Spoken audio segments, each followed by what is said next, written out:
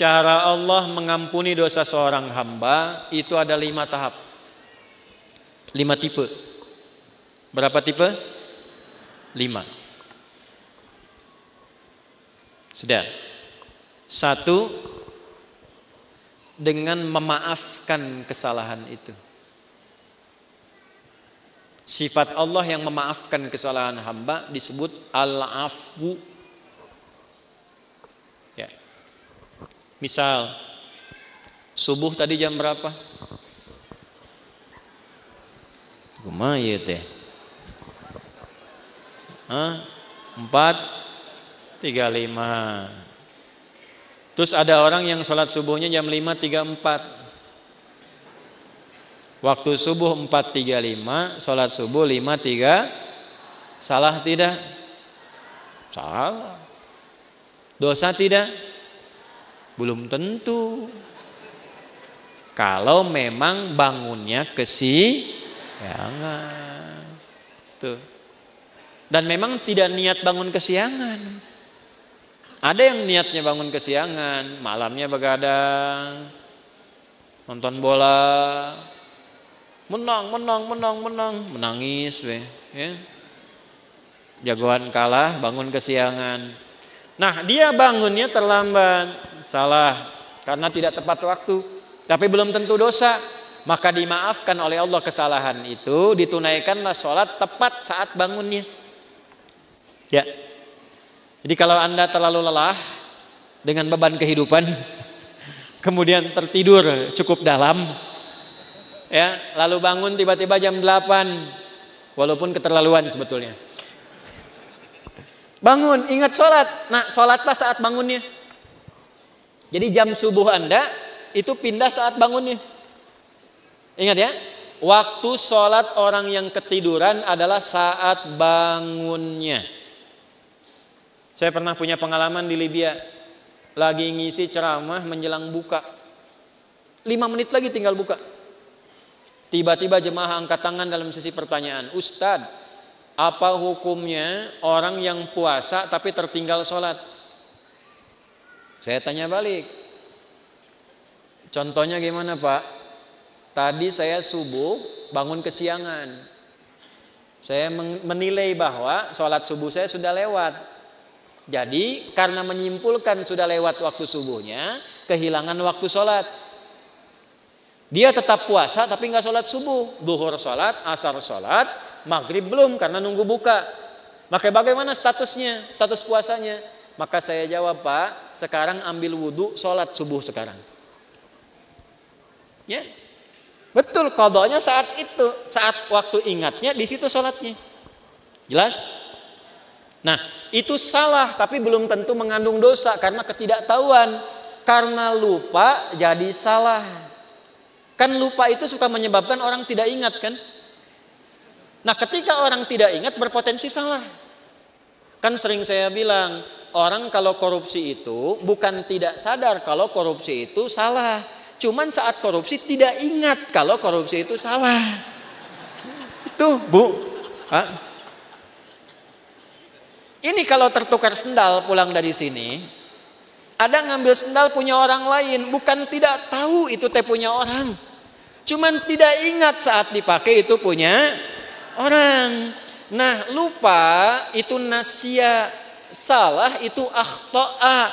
Saya lupa nasitu, saya salah akhta'tu. Kita lupa nasina, kita salah akhta'na. Rabbana la tu'akhidna in nasina au. Nah, gitu. Ya Allah, kalau kami lupa dan dengan lupa itu salah, mohon jangan hukum. Kata Allah, saya Maha Pemaaf, saya maafkan kalau kamu memang sadar itu salah. Karena itu jawaban pertamanya wa'fu anna. Tuh, al-afu. Subuh 4:35, salat 5:34. Terlambat karena sengaja, bukan karena tertidur. Nonton, aktivitas begadang, tidak ada perlunya. Udahlah sampai situ aja gitu ya. Tiba-tiba terlambat, salah. Dosa tidak? Iya, karena sengaja berpotensi menunda waktu Salat. Nah, itu ada kesalahan. Kesalahannya disebut apa? Dzambun. Bisa tulis supaya lebih terlihat. Tadi khotoun.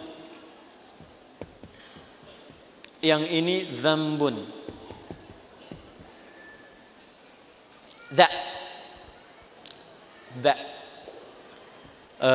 Kapan-kapan nanti saya mungkin rilis video pengajaran untuk spelling huruf hijaiyah tuh di 17 tempat.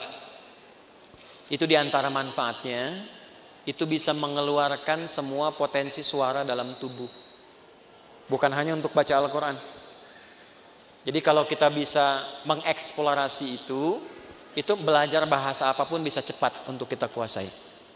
Karena semua sumber suara keluar. Misal yang dari sini a, ha itu di sini. Ketika ke sini ha, ketika ke sini kho, kan? Sampai da itu da di sini, da. Sampai ketemu ba, gampang, matiin aja hurufnya. Ab, at. Nah, itu sumber suaranya. As, az, ab. Ya, harokatnya cuma 3. Namanya ayu. Kalau enggak a, i atau u. Ab. Kasihkan a, ba. Kan? Ciluk. Nah, kan? Dikebawahin bi. Dibesarin u. Nah, ini pakai za, dzambun. Dzambun itu, maaf, salah yang mengandung unsur dosa. Sengaja menunda sholat, terlambat, dzambun. Allah tidak ingin hambanya pulang ke akhirat bawa dosa. Maka diturunkanlah sifat yang kedua, namanya ghafir. Apa namanya? Ghafir. Ada surah ke-40, surah Ghafir. Lihat ayat ketiga. Ghafiri dzambi. Ghafir dipasangkan dengan dzambun. Ghafiri dzambi wa qabilit taubi. Ini ghafir. Ini al-afu. Sudah terlambat, ngajak orang lain terlambat. Yuk nonton dulu, udah sholat nomor 2, nonton nomor 1. Maka berubah namanya dari dzambun jadi dzunubun. Jamak. Dzambun, dzunubun.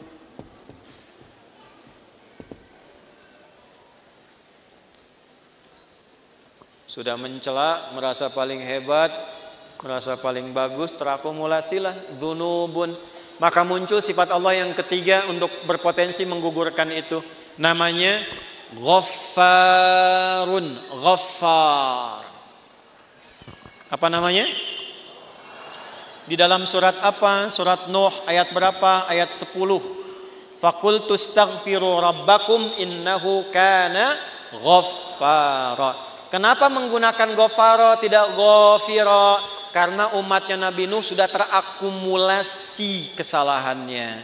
Sudah mengancam Nabi Nuh, sudah nuduh Nabi Nuh, menjelek-jelekan Nabi Nuh, ngusir Nabi Nuh, menantang azab. Maka diturunkanlah kalimatnya bukan ghafir tapi ghafar. Sudah terlambat sholatnya, ngajak orang lain gak ke masjid, mencela orang yang ke masjid. Ayo atuh orang nonton heula, sholat dah sholat nomor 2 tuh. Isin aku itu ke masjid, ada eta mah soleh wungkul. Paham? Ya. Maka yang keempat ini ditambah ada zalimnya. Namanya dzunubun ma'adzulmi. Dzunubun ma'adzulmi. Dzunub dan zalim. Apa dalilnya? Contoh Quran surah 2 Al-Baqarah ayat berapa? Ayat 114 misalnya. Wa man azlamu zalim. Wa man azlamu mimman mana'a masajidallahi ay yuzkara fiha ismuhu wa sa'a fi kharabiha. Paham? Tidak. Siapakah kata Allah? Nih nanya sama kita. Pertanyaan ini enggak usah dijawab karena Allah sudah Maha tahu. Namanya pertanyaan retorik. Pertanyaan retorik itu pertanyaan yang diajukan untuk menggugah kita supaya mikir, bukan supaya jawab. Seperti khatib Jumat nanya kepada jamaah. Sudah menerangkan, dia tanya, apakah jamaah semua masih merasa beriman? Jangan dijawab, masih. Nah, ini masalah. Saya pernah khutbah Jumat tuh, satu daerah di desa, ya kan? Bukankah Bapak ini semuanya beriman kepada Allah? Betul. Itu pertanyaan retorik. Allah nanya kepada kita, gak usah dijawab. Supaya kita mikir. Maksudnya begini, kalian ini kenapa sih sudah berbuat banyak dosa masih zalim juga? Di antara perbuatan zalim dan banyak dosa, satu, ada yang sifatnya tentang ibadah di masjid. Orang yang mencegah orang ke masjid, sengaja menjatuhkan orang supaya keluar dari masjid, memfitnah ulama supaya tidak ada di masjid. Tuh, itu namanya dosa akumulatif plus perbuatan zalim. Syirik, inna syirka la zulmun azim. Syirik masuk kategori ini nih. Syirik itu zalim. Ya. Hati-hati ya, yang kecil yang besar sama saja. 7 dosa besar nomor satunya syirik. Baik langsung atau menggunakan perantara. Langsung mengatakan semua agama sama, menuju pada Tuhan yang sama, cuma caranya beda-beda. Itu syirik lisan. Silakan, saya kalau masalah akidah tegas saya. Menggunakan perantara, pakai dukun. Saya langsung saja nih, saya nggak perlu minta maaf. Ya, pakai dukun, menggunakan jasa dukun. Menerawang air tuh, kira-kira malaikat ngatur apa enggak nih? Gimana supaya enggak hujan? Bawa panci, bawa apa, tokotok segala rupa itu. Kita itu umat yang sudah diatur dengan syariat, doanya ada. Mau kita minta hujan berhenti, mau dipindahin, mau hujan sudah ada. Lengkap, sanadnya sahih. Minta hujan bahkan ada sholatnya istisqa. Mindahin hujan ada, dalilnya di hadis Muslim ada, caranya ada. Semua sudah diatur. Bahkan secara teknologi bisa dilakukan juga, ada rekayasanya juga ada. Nah, ketika menggunakan jasa-jasa, jasa lah gitu, ya. Yang tidak diridhai dan ada dosanya, nah ini zalim perbuatannya. Tapi Allah tidak menginginkan dosa itu terbawa sampai meninggal. Itulah rahmannya Allah. Jadi Anda bayangkan Pak, Ibu, Allah saja pada orang yang syirik masih memberikan waktu sampai meninggal supaya tobat dengan rahmatnya. Masa anak Anda yang berbuat sesuatu yang mungkin Anda merasa melecehkan orang tua, Anda memvonis dengan durhaka dan dia mau memperbaiki itu, Anda tidak terima. Allah masih terima. Anda bukan Tuhan, sudah tidak mengakui sebagai anak. Di mana rahmatnya? Nah ini ya. Coba nanti di ujungnya indah sekali. Maka yang keempat namanya Ghafurun. Apa namanya? Ghafur. Ghafur. Pak Ghafur, nggak boleh cepat marah tuh. Tapi yang kelima, syirik iya, Allah, mencuri iya, menjatuhkan iya, minum juga iya, zina pernah. Dan hebatnya begini, kalau dengar orang berbuat tindakan kriminal maksiat, dia belum mengerjakan, rasanya dia merasa belum komplit. Mana naon we? Iya. Si itu mah pernah begitu. Oh, benar gitu. Orang oge arek lah. Nah, itu berubah yang kelima. Namanya israf. Apa namanya? Israf itu sudah berlebihan. Ada orang berlebihan dalam dosa, semua pengen dicoba. Masih mungkin diampuni enggak? Halo? Allah dengan sifat rahmannya masih menurunkan ampunan pada yang demikian kalau dia mau tobat. Inilah yang kelima puncaknya. Ketika Allah ingin mengampuni dengan sifat kelima ini, tidak digunakan al-afu, tidak digunakan turunan dari kata ghafara, baik ghafir, ghafar ataupun ghafur, tapi yang kelima langsung disebutkan rahmatnya. Rahmat. Dengan sifat rahmannya langsung disebutkan kata rahmatnya, rahmat. Dosanya israf. Bahkan rahmatnya dilekatkan dengan sifat Allah pemiliknya.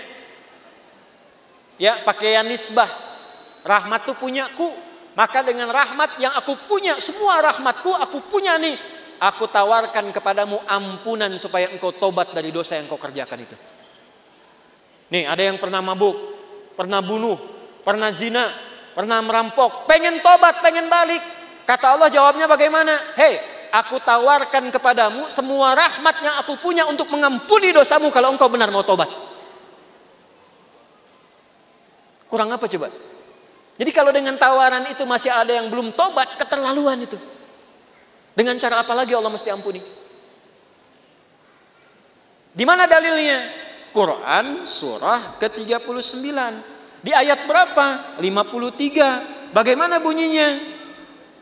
Qul ya ibadiyalladzina asrafu ala anfusihim la taqnatu mir rahmatillah. Sandarkan pada Allah. Wasi'at rahmati kulla syai'. Rahmat ketemu yang mutakallim. Rahmatku mencakup semuanya. Ya di situ apa? Allah. Jangan putus asa dari rahmat Allah. Kenapa tidak langsung menggunakan rahmati? Karena kalau banyak dosa, biasanya nggak kenal Allah, walaupun mengaku Muslim. Itu. Maka nama Allahnya dikenalkan lagi, supaya kenal lagi. Ya. Contoh nih, ada orang sudah terakumulasi dosanya, profesional lah di bidang dosa, mabuk, nipu, ngerampok segala rupa kan? Terus Anda ingatkan, ya itulah orang bertakwa kepada Allah. Nah, pasti jawabnya gini, atau mau Allah lah gitu. Jangan bawa Tuhan gitu ya. Nah, karena belum kenal Tuhan, dikenalkan lagi la taqnatu mir rahmatillah. Dan hebatnya masih diaku hamba, Pak. Kul ya Muhammad katakan, ya ibadi, hei hambaku, masih diaku hamba. Coba ya.